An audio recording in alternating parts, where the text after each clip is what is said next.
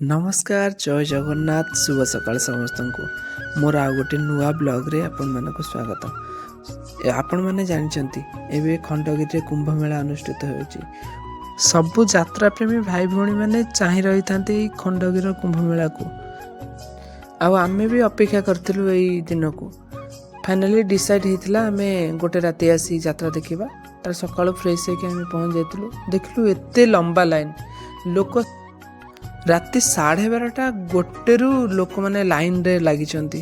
बाबा ticket मिलिला नाही बर्तन काली भी आइले टिकेट मिलिला नाही टिकेट जाउची कुआडे आ आछि भी आइलु राति गोटेरु ठिया हेलु बर्तन जे टिकेट न पाउता के भाई माने हमर गोटे राति टिकेट जाउची कुआडे आ खास करी पीयूष भाई कुआउची भाई पीयूष भाई यदि आपन को एते प्लान बोलो ऑप्शन ता सेति भाई भी सीट कैपेसिटी कोन की आउट के अधिक करी माने आपन मोर फैन बहुत यात्रा कलाकार भीतर आपन गोटे टॉप रे आछोनी आ ए आउची असुविधा के देखै देन भाई माने आर्मी रैली लागि आइछि भाई आर्मी रैली कोन करिया कोन बहुत दुखित हमर यात्री माने कोन करिया कोन नै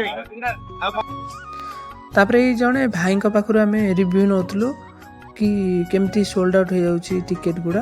आमे 8:30 रु आसिक अपेक्षा करथिलु 12:30 रे आमे टिकेट पाइथिलु। फाइनली आमे टिकेट भी पाइ जाइथिलु। तापरे संध्या रे आमे आसी पहुंच जाइथिलु खंडगिरी यात्रा पड़िया पाखरे।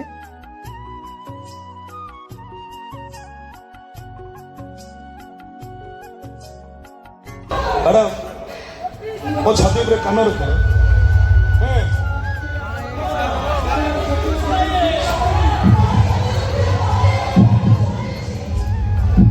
मो हार्टबीट आपन को सुबह अरे आपन को नाटक को फाइनली आमे इटी पीयूष भाई का झलक को देखिया को पाइलु। एम सोशल मीडिया रे बजरंगीर अल्प बहुत झलक देखि साला परे यात्राटा देखिया पे बहुत इच्छा थिला। यात्राटा एते भलो जे स्टिल माने सकाळ 5:30 6टा पर्यंत लोक सेमती बसी देखुछंती। आपण माने आसी बसी देखिले ही जानि परिबे यात्राटा केते भलो सेटा मु माने कहि पारुनी। आपण माने आसी यात्राटा को देखिले ही जानि परिबे यात्राटा केते भलो। जदि मो वीडियो भल लागिथिबो गोटे लाइक गोटे फॉलो गोटे सब्सक्राइब कर देबे।